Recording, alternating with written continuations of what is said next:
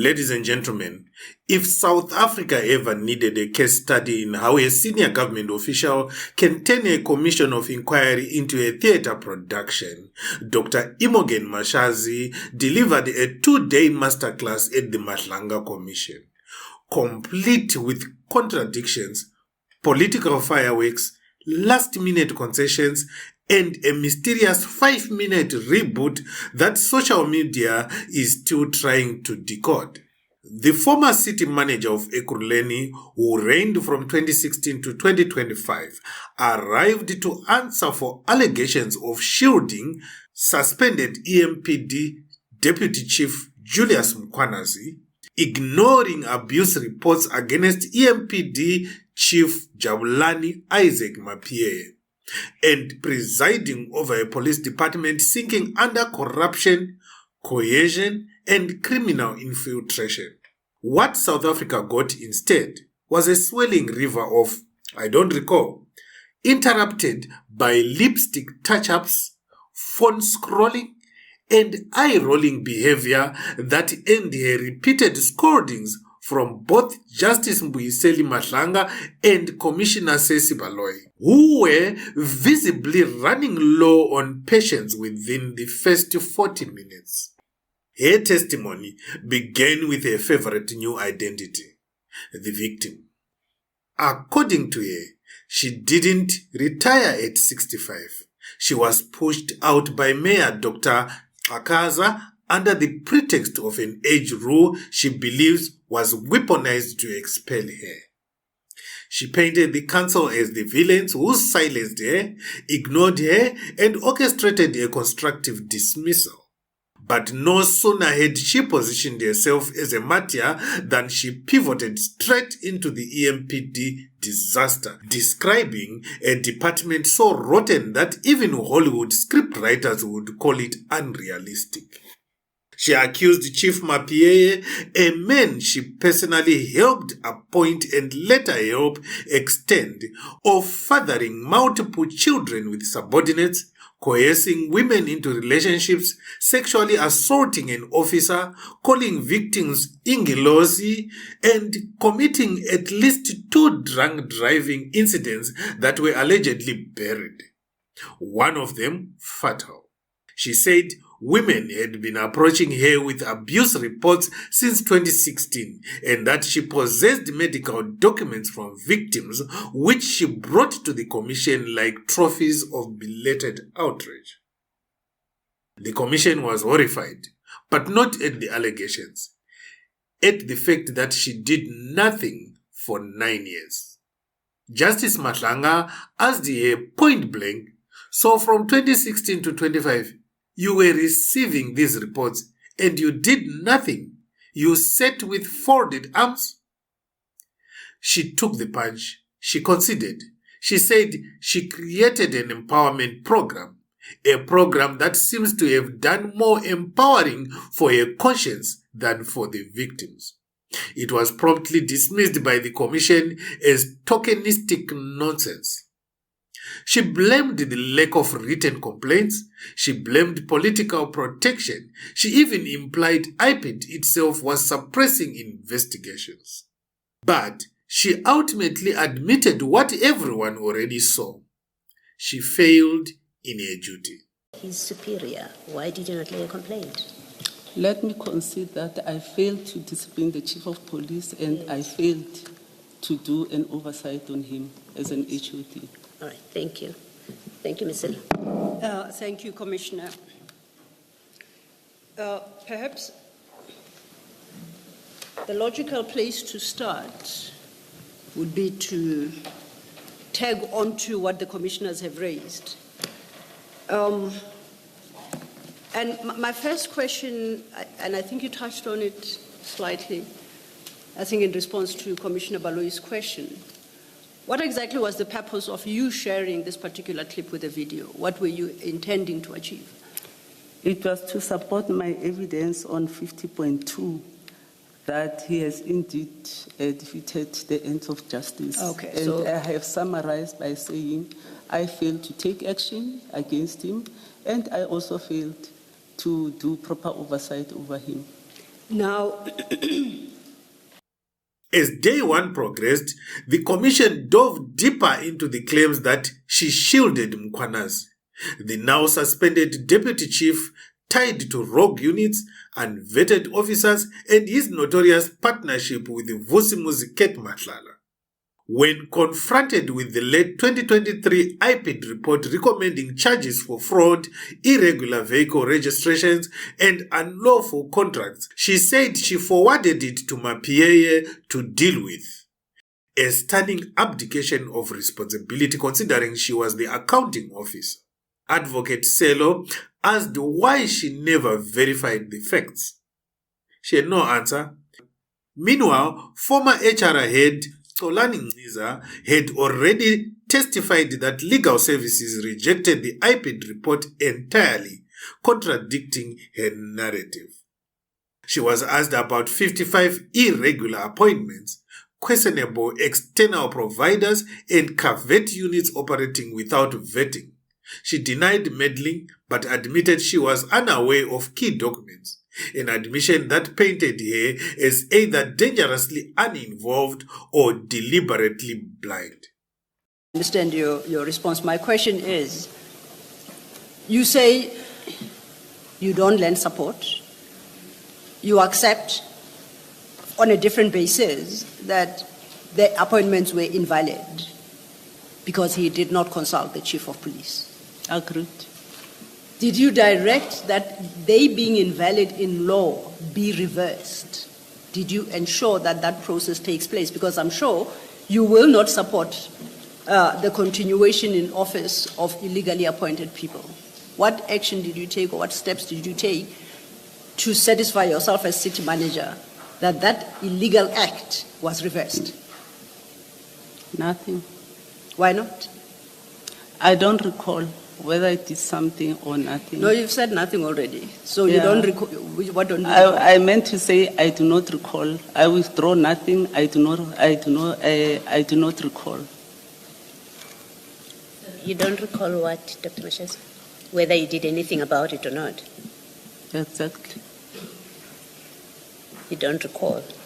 Exactly. On this very serious matter of 55 employees that have been promoted, your chief of police raises that very important issue, which has huge financial implications for the municipality, in addition to legal complications of the validity of these appointments. Your chief of police raises that with you in writing. You respond, you say, I will speak to Brigadier Mkhwanazi.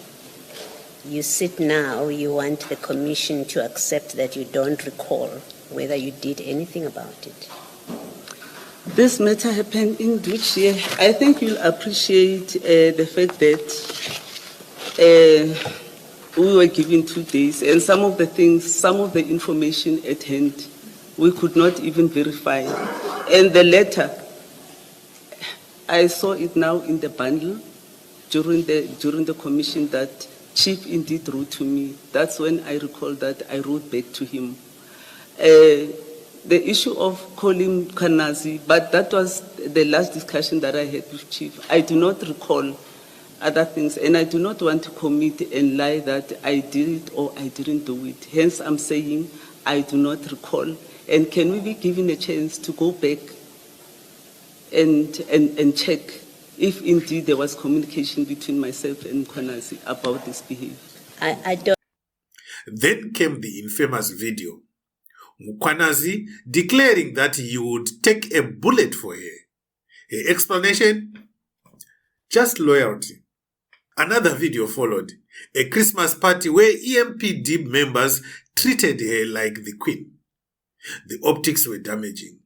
The commission adjourned around 4 p.m., frustrated with a lack of preparation, her missing documents, and her habit of scrolling her phone in the middle of cross-examination. Day 1 was a disaster. Day 2 started with her lawyer, Mr. Musa, complaining about prejudice, manipulated evidence, defamation on social media, and the fact that she was given only 2 days to prepare. The commission, in a tone that suggested they were granting mercy rather than agreeing, allowed her until December 10 to submit a supplementary affidavit with actual documents, something she lacked for almost everything she said on day one. But the real show came mid-morning. She was pressed again on her inaction regarding Mapiyeye. She insisted she escalated issues to the then Mayor Sivuyile Ngwezi and the council between 2023 and 2024, saying political interference tied her hands. And fold your arms for some report that must come from I don't know whom. Remember, I indicated, Commissioner, that the person who took a report from the protesters was a political head. And I have indicated that my hands are tied in terms of politicians. He promised that he's going to submit that report to the administration, of which he did not. And I want to actually... She claimed the mayor promised her a report that never arrived. She insinuated cover-ups. She suggested powerful people protected Mapiyeye at the highest levels. Suddenly, her tone shifted, more aggressive, more accusatory, clashing with the Commission's expectation of evidence-based testimony.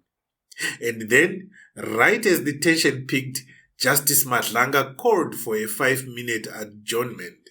Now, these 5 minutes, it became the most talked about 5 minutes in South Africa. On social media, everywhere, they were talking about this break. Because when she returned, her entire demeanor changed.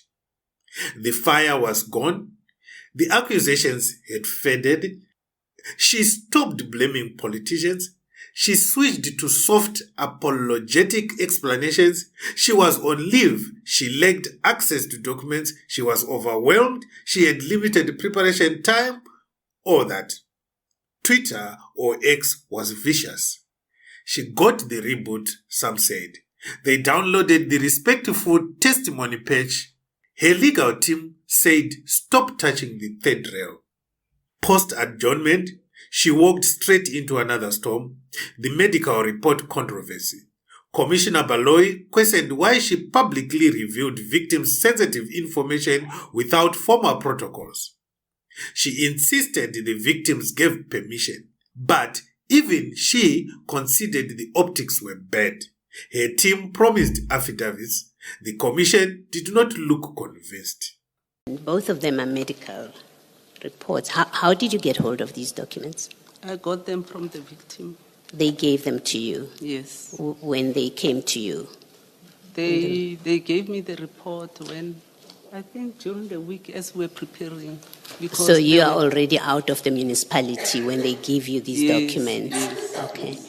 And did they know that you were going to disclose them to the commission? They're aware, she's aware. Okay. So they gave you permission that these can be publicized because our records go onto our website. And this is highly confidential material, as you would know, medical reports. From there, she spent the remainder of her testimony conceding more failures.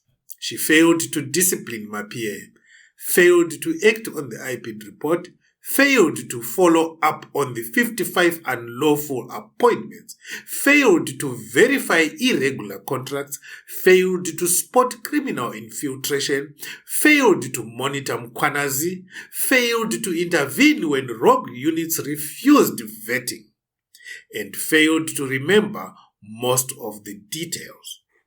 When Advocate Selo said, "You don't want to answer some questions," Mashazi didn't even deny it. Commissioner Baloyi reprimanded her again for restlessness, evasiveness, and the general attitude of someone who looked irritated that accountability had finally arrived. About the second part of that allegation, where this fathering of multiple children is through conduct amounting to sexual harassment, coercion, and rape. So, do I understand you correctly that some of those children were fathered following a rape by Chief Mapiyeye? Is that your statement to the Commission? Can you repeat your statement? You can't, we can't, because you are looking at your phone and you are reading something on your phone, so naturally you will miss many of the things that I say. So we're going to have to make a decision how we run this. You are either with the commission and you are testifying before the commission, or you'd like some time to attend to your phone, which I'm is trying going to to get be. information from my phone. No, if you need time to get information, kindly address yourself to the commission and request the time, and the time shall be given to you. But when a question is posed to you and you distract yourself by attending to your phone, I'm sure you'll accept that it won't particularly work. Yeah, Thank you. it's incorrect, and I apologize for that. What is incorrect? For me to be attending to my phone Okay. while the No, session is on. Apology accepted. The question was, In closing, she apologized for appearing rude and restless, insisting her real goal was exposing political killings and defeating the ends of justice. Matlanga accepted the apology but made it clear that no amount of public perception management could replace solid evidence. Advocate Selo closed with a sharp clinical assessment praising accountability in principle, condemning delays in practice, and earning online applause as the Queen Mother of the Commission. By the end, South Africa was left with a portrait of a senior official who spent 9 years collecting allegations like souvenirs but never acting on them. An accounting officer who forwarded explosive IPID reports like spam emails.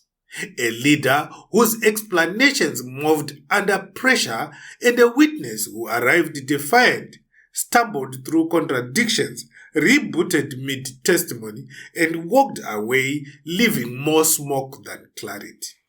Ladies and gentlemen, day 1 was a disaster. Day 2 was an attempt at redemption.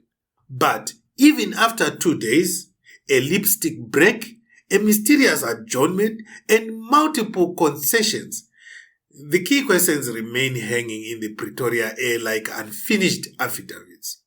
Why did she protect these men for so long? What exactly was the nature of her closeness to Mkhwanazi? Why did she renew Mapiyeye's contract if she knew about abuse allegations since 2016? Why no written complaints? Why no investigations?